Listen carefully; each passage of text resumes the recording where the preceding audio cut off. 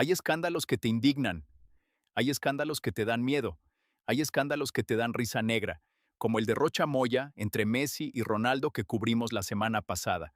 Y luego hay escándalos que te dejan sin palabras, que te hacen sentarse un momento, respirar profundo y preguntarte en serio qué clase de país estamos construyendo entre todos.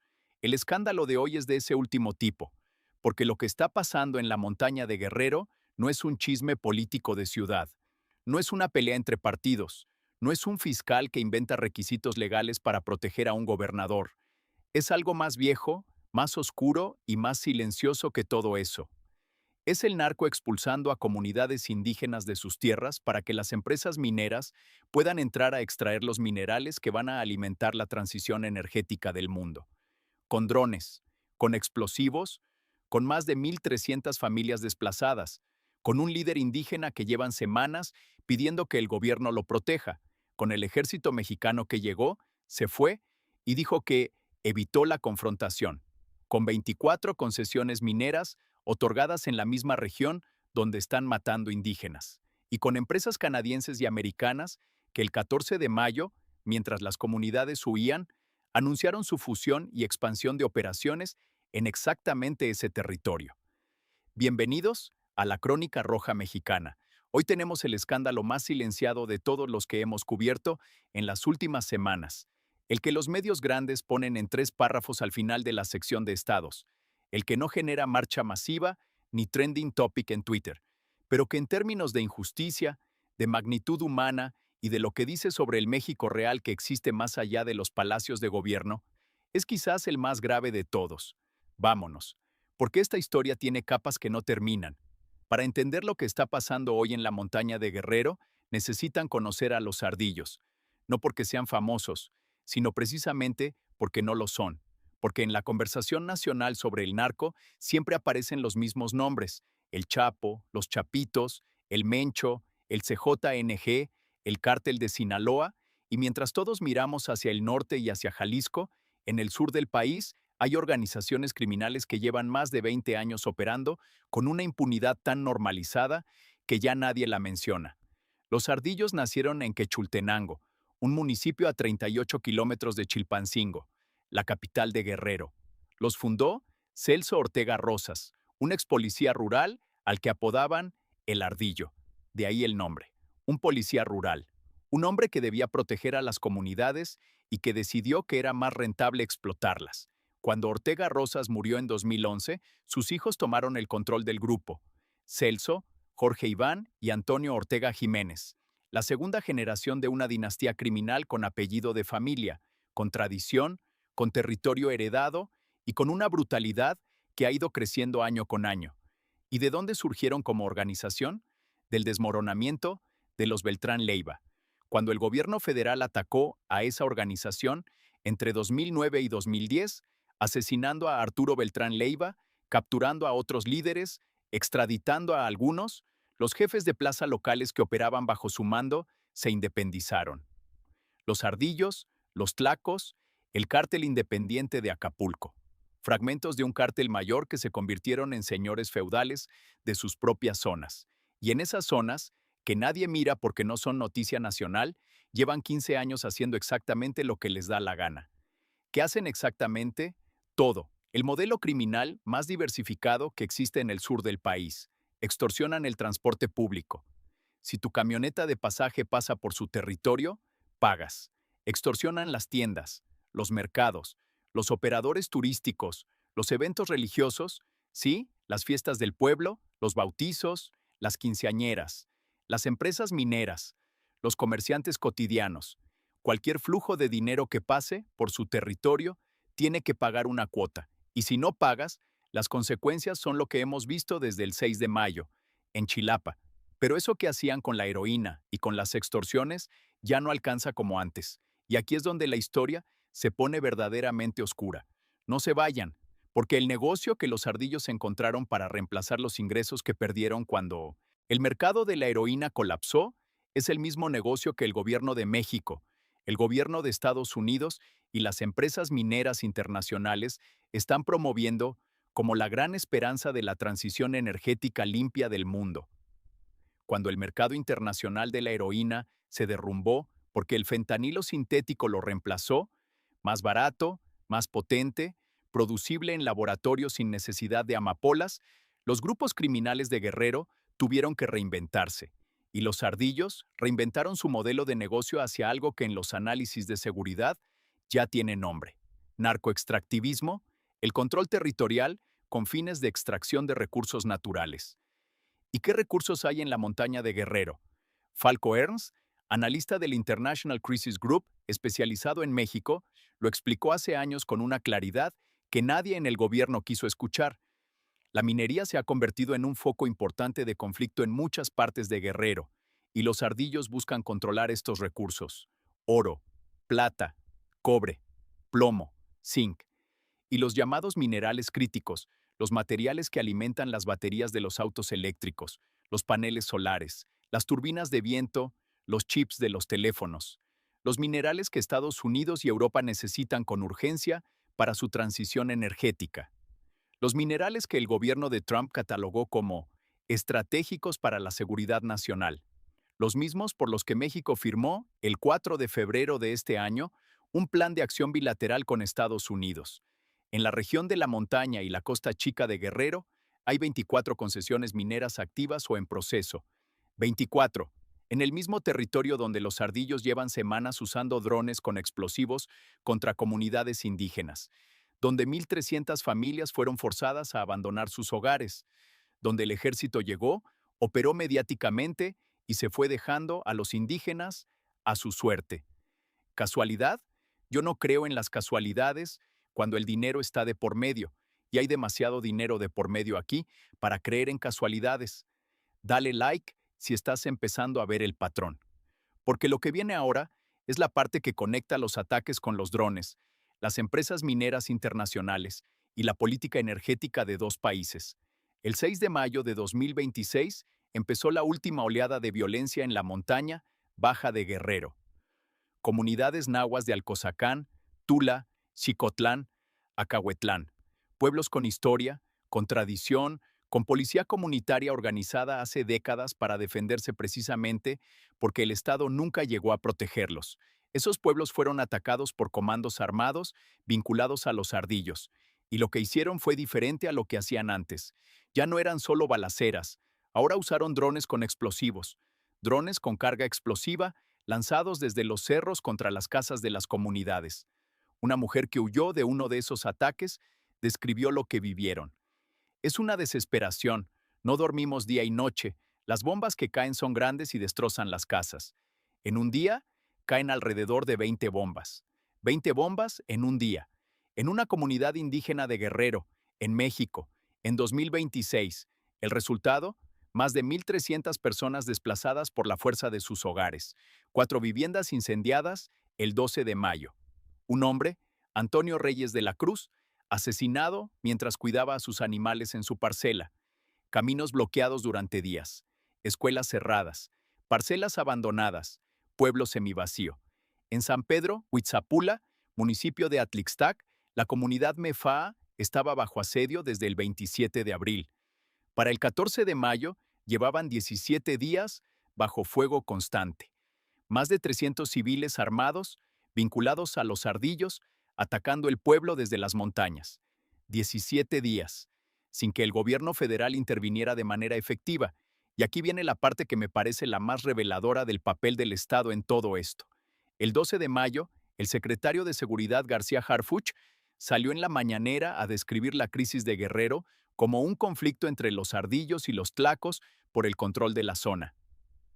Un enfrentamiento entre cárteles, como si las comunidades indígenas organizadas que llevan años en resistencia fueran daño colateral de una guerra ajena.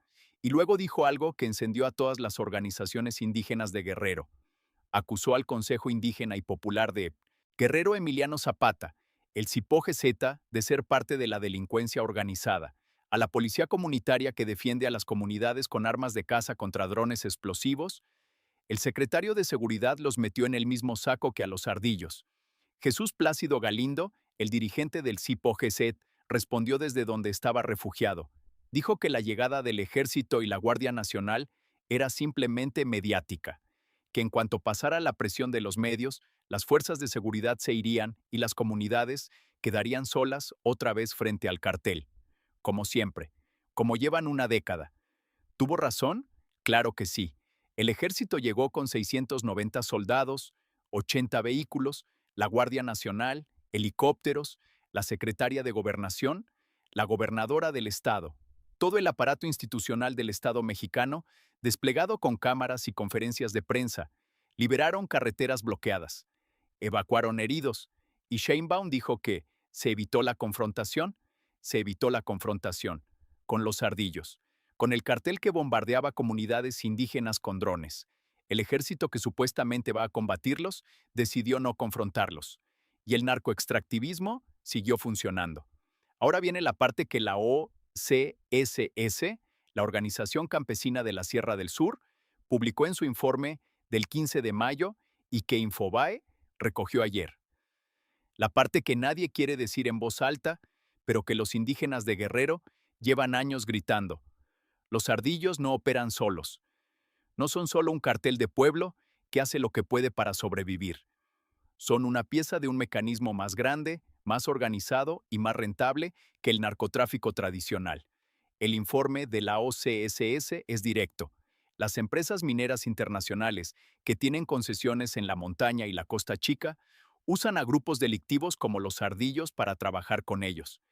Y añade algo que debería sacudir a cualquier persona que lea esto. Grupos como los ardillos no solo trabajan para los capitalistas, también para los políticos. El mecanismo es el siguiente: el cartel ataca comunidades indígenas. Los indígenas huyen para salvar la vida. El territorio queda vacío y sin resistencia organizada. Y entonces las concesiones mineras que ya existían en papel pueden empezar a operar sin que nadie se las impida físicamente. En la región hay proyectos mineros de empresas internacionales con nombres respetables en las bolsas de valores de Canadá y Estados Unidos. El Limón Guajes y Media Luna, de Torex Gold. Los Filos, de Goldcorp y Equinox Gold, en Carrizalillo. Empresas con accionistas, con consejos de administración, con reportes anuales enviados a la Securities and Exchange Commission. Empresas que en sus presentaciones para inversionistas hablan de minerales críticos y transición energética y sostenibilidad. Y en el territorio donde operan, hay comunidades indígenas huyendo de drones explosivos. ¿Las empresas sabían? ¿Los accionistas saben? Esas preguntas tampoco tienen respuesta oficial, pero el 14 de mayo, mientras San Pedro Huitzapula llevaba 17 días bajo fuego, Equinox Gold anunció su fusión con Orla Mining para crear uno de los mayores productores de oro de América. Una fusión que consolida su presencia en exactamente las regiones de Guerrero donde los ardillos operan. Suscríbete a la Crónica Roja Mexicana si quieres seguir recibiendo la información que otros callan. No te vayas todavía, porque hay una última capa en esta historia que me parece la más hipócrita de todas, y tiene que ver con un documento que México y Estados Unidos firmaron juntos hace apenas 3 meses.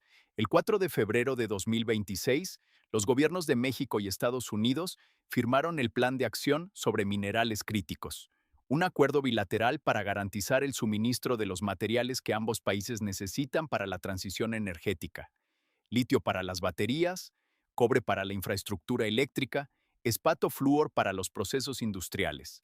El secretario de Economía Marcelo Ebrard lo anunció en la Convención Internacional de Minería en Acapulco, a unos kilómetros de Guerrero, prometiendo que el gobierno aceleraría permisos y facilitaría la inversión, minerales críticos, en territorio de Guerrero, con concesiones ya otorgadas, con comunidades indígenas que han resistido durante años ese avance minero usando exactamente su organización comunitaria como escudo, legal y territorial. ¿Y qué pasa con esas comunidades cuando llega el cartel con drones a expulsarlas? El escudo desaparece, la resistencia se desmantela, la tierra queda disponible. Los permisos que el secretario Ebrard prometió acelerar pueden ejecutarse sin que nadie los impida. La Red Mexicana de Afectados por la Minería lo dijo sin rodeos: el discurso de los minerales críticos perpetúa la apropiación corporativa de tierras y aguas, su contaminación y militarización, el desplazamiento de comunidades, en nombre de la transición energética limpia, en nombre de la soberanía energética, en nombre del futuro verde del planeta. Y ese futuro verde del planeta se construye en Guerrero sobre las ruinas de casas quemadas y campos abandonados por indígenas que huyeron de bombas lanzadas desde drones. No lo digo yo para provocar, lo dicen los hechos, lo dice la cronología, lo dicen los testimonios de las mujeres desplazadas que grabaron videos dirigidos al presidente Trump pidiéndole ayuda porque el gobierno mexicano no respondía. Lo dice el dirigente Jesús Plácido Galindo, que lleva semanas pidiendo que le devuelvan su protección y que señala por nombre a funcionarios municipales cómplices de los ardillos. Y lo dice, más que nada, el silencio de los medios nacionales que ponen la nota de Chilapa en 3 párrafos mientras dedican portadas enteras al escándalo de Rocha Moya, el silencio del gobierno federal que mandó al ejército con cámaras y se fue sin resolver nada, el silencio de las empresas mineras que no han emitido ningún comunicado sobre la violencia en los territorios donde operan. En ese silencio se escucha, para quien quiere escucharlo, exactamente lo que está pasando. Hay algo que un habitante de Chilapa le dijo a un periodista de Animal Político que me parece la frase más honesta y más devastadora de todo lo que he leído sobre esta crisis. Dijo, nosotros tenemos oro en nuestro territorio, tenemos plata, tenemos agua, tenemos bosque. Y lo dijo en el tono en que uno dice algo que debería ser motivo de orgullo, pero que en la realidad de la montaña de Guerrero en 2026 se ha convertido en una maldición, porque en México, tener recursos naturales en tu territorio no es una bendición, es un blanco en la espalda, es la razón por la que el cartel va a llegar a expulsarte, la razón por la que los políticos van a mirar hacia otro lado, la razón por la que el ejército va a evitar la confrontación, la razón por la que las empresas mineras van a firmar acuerdos con el gobierno y aparecer en los foros de inversión hablando de transición energética mientras tus vecinos huyen de explosivos.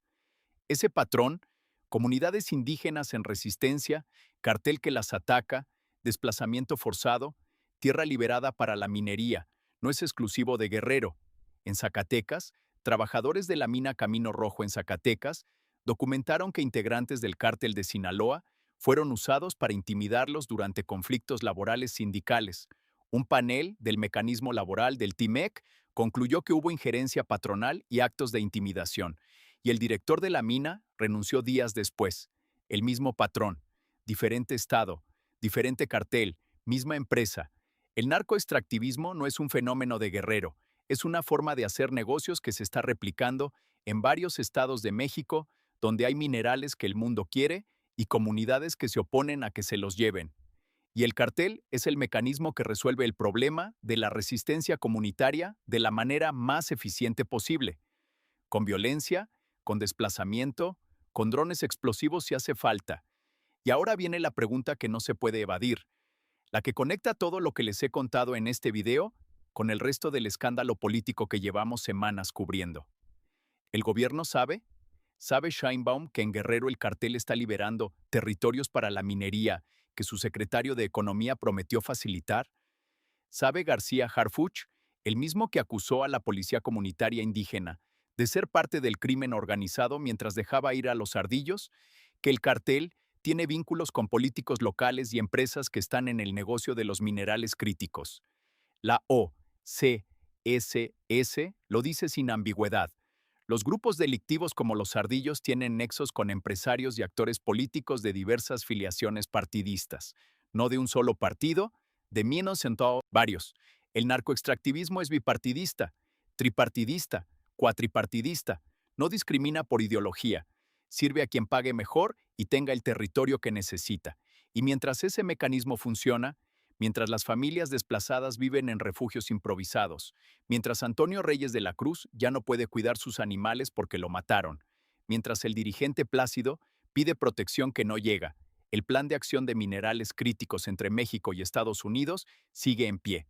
Las concesiones siguen vigentes, las empresas siguen operando, y el gobierno sigue hablando de transición energética limpia con la misma boca con la que dice que evitó la confrontación con el cartel que esa transición alimenta. Eso no es corrupción, es sistema. Y los sistemas son más difíciles de combatir que la corrupción, porque tienen demasiada gente con interés en que sigan funcionando. Antes de cerrar, necesito que sepan algo sobre la persona que más ha hablado de esto, Jesús Plácido Galindo, el dirigente del CIPO-GEZ, El hombre que lleva semanas en la mira de los ardillos por su liderazgo en la resistencia comunitaria. El que le dijo al secretario Harfuch que la militarización era mediática. El que exige protección para él y para su organización. Plácido señaló por nombre a varios funcionarios municipales de Guerrero que califica de cómplices de los ardillos. No los voy a mencionar en este video porque son señalamientos que requieren investigación judicial antes de llegar a conclusiones. Pero el hecho de que un dirigente indígena tenga nombres y apellidos de funcionarios que dice están coludidos con el cartel y que esos nombres no estén siendo investigados, que no haya ninguna acción institucional sobre ellos. Eso también es parte de la historia y es parte del patrón. El mismo patrón que vemos en Sinaloa con Rocha Moya, el mismo patrón que el PAN Senado documentó en 5 estados. El narco que trabaja con el político que protege al narco y los ciudadanos de a pie que pagan la cuenta con su seguridad, con su territorio, con su vida cotidiana, con su tierra. Solo que en Sinaloa los ciudadanos viven con miedo a las balaceras entre cárteles. En Guerrero, los ciudadanos viven con miedo a que les caigan bombas desde drones mientras caminan a sus parcelas. El mismo México. Diferente código postal. Eso fue todo por hoy en la Crónica Roja Mexicana. Este video no tiene trending topic ni meme viral. No tiene gobernador famoso ni chapitos que se entregan. Tiene algo más importante. Tiene la historia de 1,300 familias que perdieron sus hogares para que el futuro energético del mundo tenga los minerales que necesita. Y tiene el silencio de las instituciones que deberían protegerlos. Si este video te pareció importante, y espero que sí, compártelo. No porque tenga muchas vistas, sino porque estas historias necesitan más ojos y más indignación ciudadana que las de Rocha Moya. Porque mientras Rocha tiene abogados, tiene escolta, tiene partido político que lo defiende y tiene hashtag en Twitter. Las familias de Chilapa no tienen ninguna de esas cosas. Dale like. Suscríbete y activa la campana. Y si no has visto los videos anteriores de la serie sobre el narcoestado mexicano, te los dejamos en pantalla. Todo conecta. El gobernador narco de Sinaloa, el general que cobraba del cártel, el ejército que evita confrontaciones, las empresas mineras que avanzan sobre territorios vaciados. Es el mismo México, visto desde ángulos diferentes. La Crónica Roja Mexicana, la verdad que está debajo de la superficie. Nos vemos en el próximo video.